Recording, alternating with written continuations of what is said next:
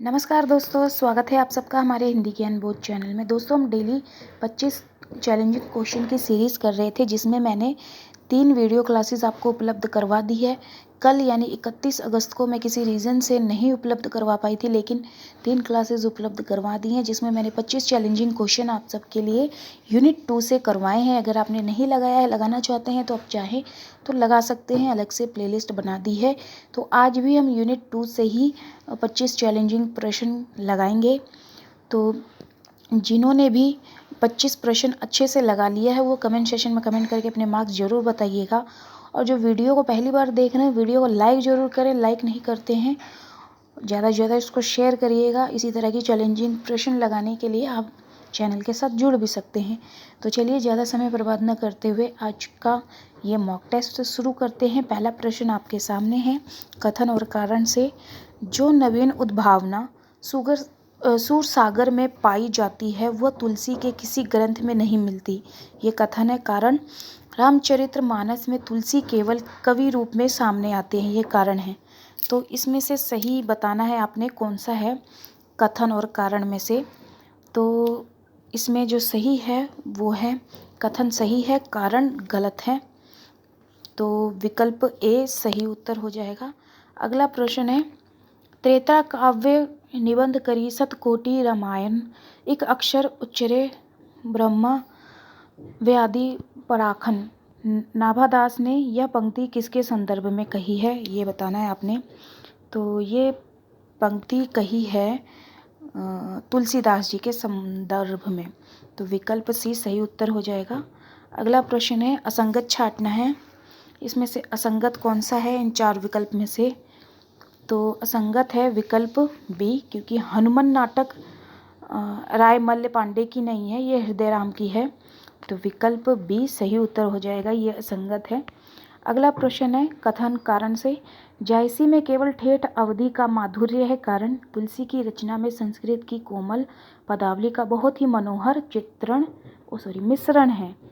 तो ये बताना है आपने, इसमें से सही गलत कौन सा है। तो दोनों ही सही हैं, विकल्प ए सही उत्तर हो जाएगा। चलिए अगला प्रश्न देख लेते हैं।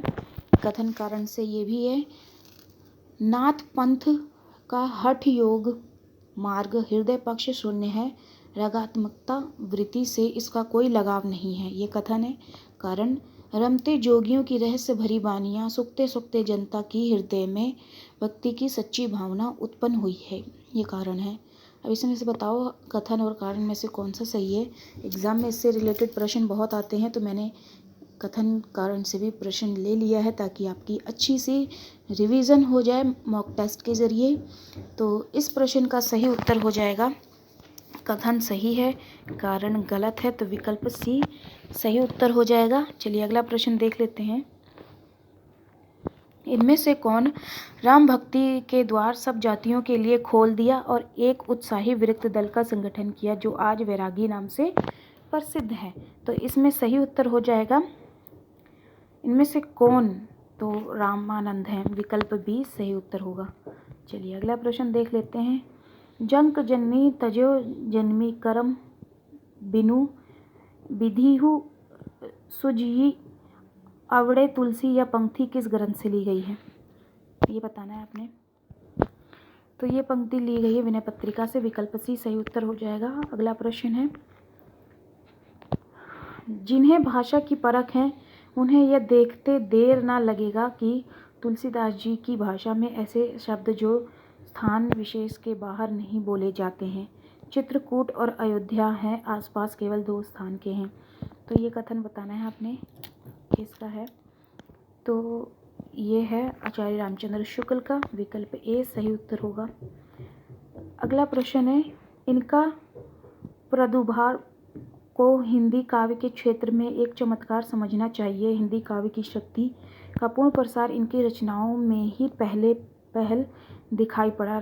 शुक्ल जी का यह कथन किसके संदर्भ में है, ये बताना है। तो शुक्ल जी का ये जो कथन है तुलसीदास जी के संदर्भ में है, विकल्प बी सही उत्तर हो जाएगा। अगला प्रश्न है। अवधि की सबसे पुरानी रचना कौन सी है? तो अवधि की सबसे पुरानी रचना है चंदायन, विकल्प बी सही उत्तर होगा। बी नहीं है, सॉरी, सत्यवती कथा है। तो विकल्प डी सही उत्तर हो जाएगा।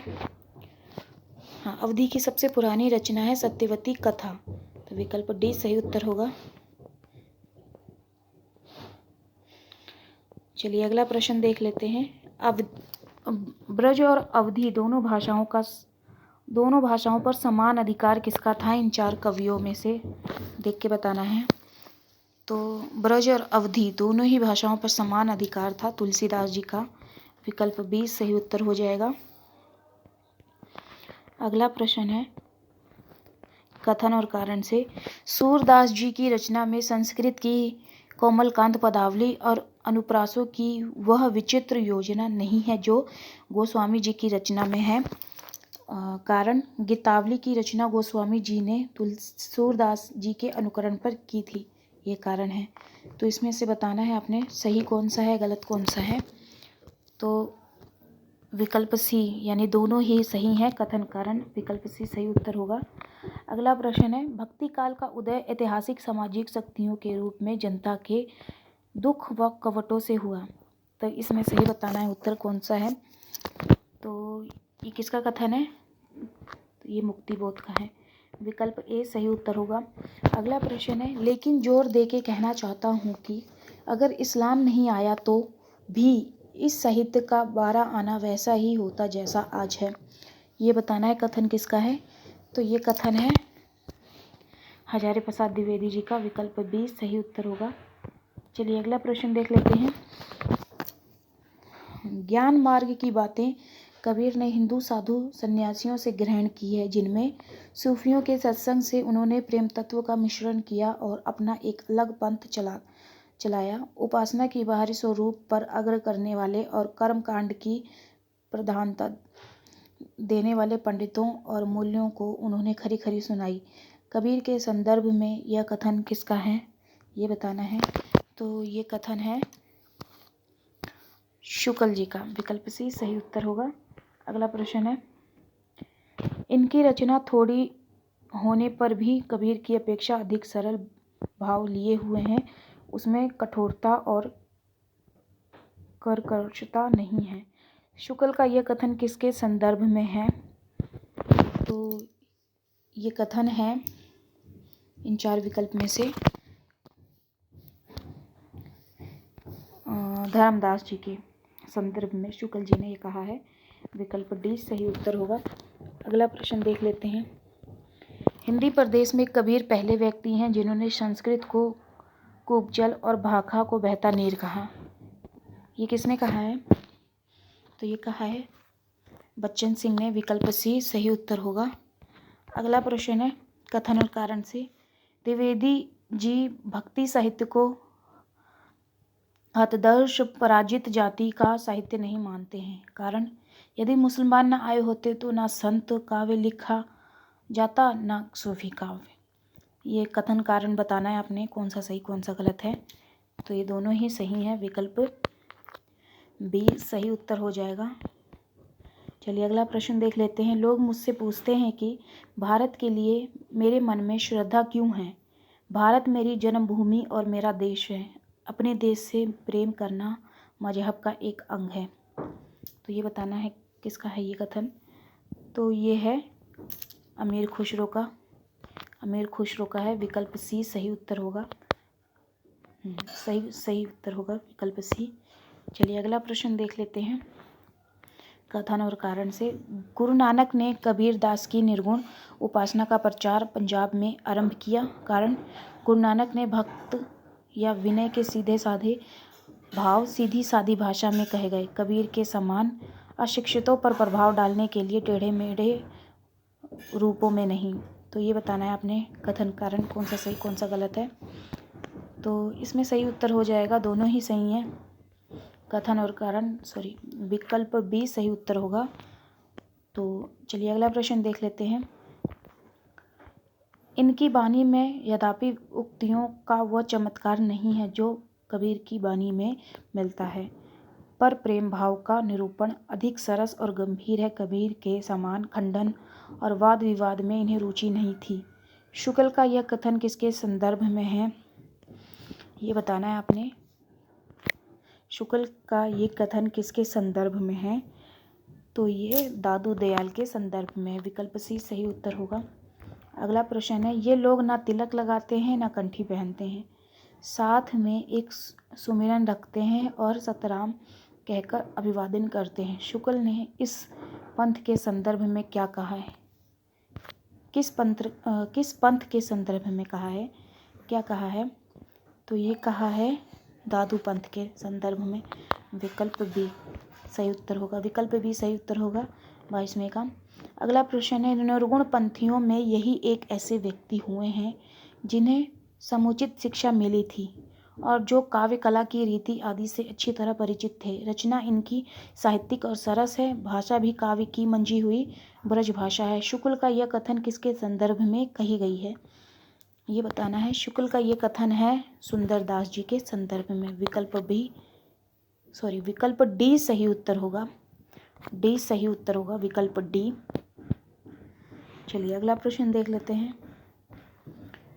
अगला करें इससे पहले जो हमारे टेलीग्राम चैनल और व्हाट्सएप ग्रुप के साथ जुड़ना चाहते हैं वो जुड़ सकते हैं। वीडियो के डिस्क्रिप्शन में लिंक दे रखा है, वहाँ पे मैं क्वेश्चंस देती हूँ, चाहे वो पीडीएफ फॉर्म में हो या टेक्स्ट रूप में हो। ये महत्वपूर्ण क्वेश्चंस देती हूँ जो आपके एग्ज़ाम में आते हैं। तो जो जन जुड़े हैं उनको बेहतर पता है कि काफ़ी मदद मिल जाती है उनको एग्ज़ाम में। जुड़ना चाहे तो जुड़ सकते हैं। अगला 24वां प्रश्न है, कबहू न करत बंदगी दुनिया में भले, आसमान को ताकते घोड़े चढ़ फूले, पंक्ति किसकी है? तो ये पंक्ति है मलुकदास की। विकल्प ए सही उत्तर हो जाएगा। अगला प्रश्न है, कथन और कारण से निर्गुण मार्गी संत कवियों की परंपरा में थोड़े ही हैं ऐसे जिनकी रचना साहित्य के अंतर्गत आ सकती है। कारण शिक्षितों का समावेश कम होने से इनकी बनी अधिकतर सांप्रदायिक कोण के ही काम की है। इसमें मानव जीवन के भावों की वह विस्तृत व्यंजना नहीं है जो साधारण जन समाज को आकर्षित कर सके। तो इसमें सही गलत बताना है। तो सही उत्तर हो जाएगा, इसमें से दोनों ही सही हैं। विकल्प बी सही उत्तर हो जाएगा। तो ये थे आज के 25 चैलेंजिंग क्वेश्चंस। आपके कितने सही हुए कमेंट सेशन में कमेंट करके ज़रूर बताइएगा।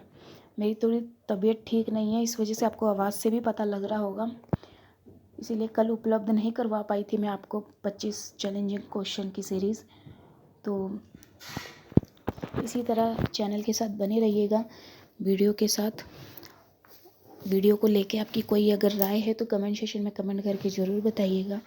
वीडियो को ज़रूर से ज़रूर लाइक शेयर और ज़्यादा से ज़्यादा सब्सक्राइब करिएगा। तो चलिए फिर मिलते हैं एक नए वीडियो में एक नए टॉपिक के साथ। धन्यवाद।